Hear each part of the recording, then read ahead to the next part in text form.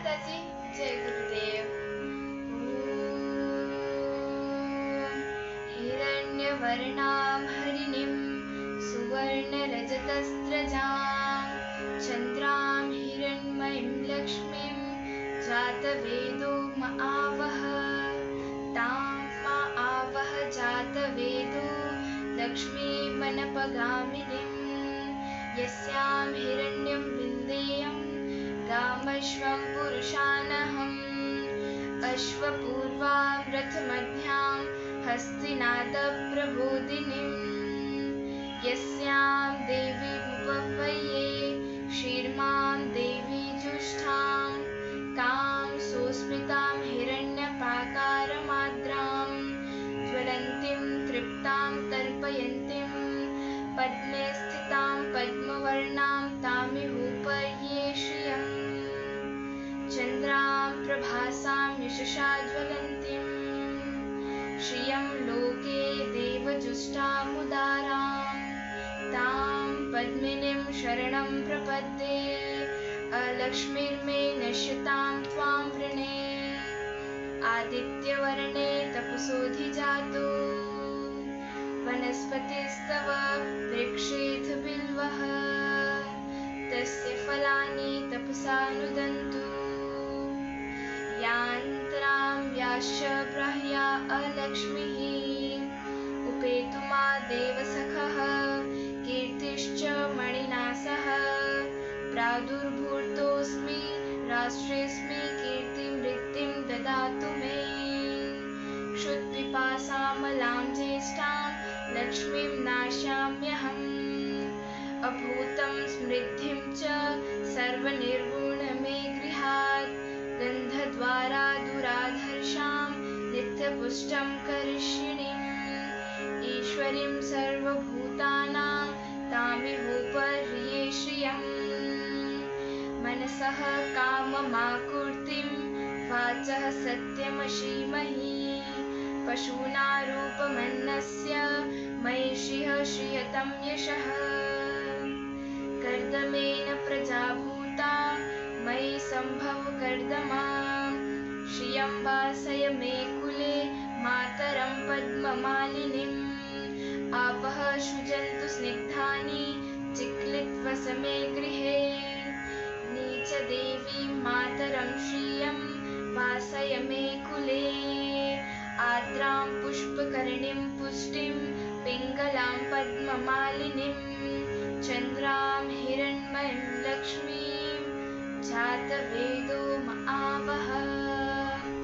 आर्द्रां यः कर्णीं यष्टिं सुवर्णहेममालिनीं सूर्यां हिरण्मयीं लक्ष्मीं जातवेदो महावह तां महावह जातवेदो लक्ष्मीमनपगामिनीं यस्यां हिरण्यं प्रभूतं गावो दास्यो स्वानं विन्देयं पुरुषानहम् यः शुचिः प्रयतो भूत्वा जुह्यादि जन्महं सूक्तं पञ्चदशं च श्रीकामः सततं जपेत् पद्मनने पद्मविपद्मपत्रे पद्मप्रिये पद्मदलायताक्षी विश्वप्रिये विष्णुप्रिये मनुकूले तत्त्वपद्ममयि संनिधत्स्व पद्मानने पद्म उरु पद्माक्षी पद्मसम्भवे तन्मे भजसि पद्माक्षी येन सौख्यं लभाम्यहम् अश्वदायि गोदायि धनदायि महाधने धनं मे जुष्टां देवी सर्वकामांश देहि मे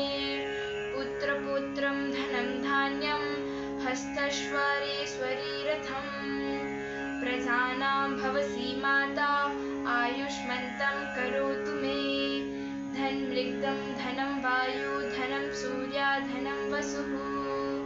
धनमिन्द्रो बृहस्पति वृणो धनमशीवनाम् वेनतेय सोमं पीबतुं वृत्रः सोमं धनस्य सोमिनो मृहं ददातु सोमिनः न क्रोधो न च मात्सर्य न लोभो न शुभामतिः कुर्वन्ति कृतपुण्यानां भक्तं श्रीसुक्तं जापिनां सरिसि जले निलये सरोजहस्ते ज्वलतराङ्गु गन्धमाल्यशोभे भगवती हरिवल्लभे मनोज्ञे त्रिभुवनभूतिकरी प्रसीदमव्यम् विष्णुपत्नीं क्षमां देवीं माधवीं माधवप्रियां लक्ष्मीं प्रियसखीं भूमि नमाम्यच्युतवल्लभां महालक्ष्म्यै च धीमहि विष्णुपत्नी च धीमहि तन्नो लक्ष्मीः प्रचोदयात् आनन्दः कर्दमः श्रीदशचिक्लित् इति वशुतः ऋषयः श्रियपुत्राश्च श्रीदेवी देवतामतः ऋग्रोदिदारिद्र्य पापक्षुतमृत्यवः भयशोकमनस्तापापं नश्यतु मम सर्वदा श्रीर्विच स्वामी मनुष्यमारोग्यं मा विधाच मभागो मह्यते धनं धान्यं पशु बहुपुत्रलाभं सत्यसंवत्सरं दीर्घमायु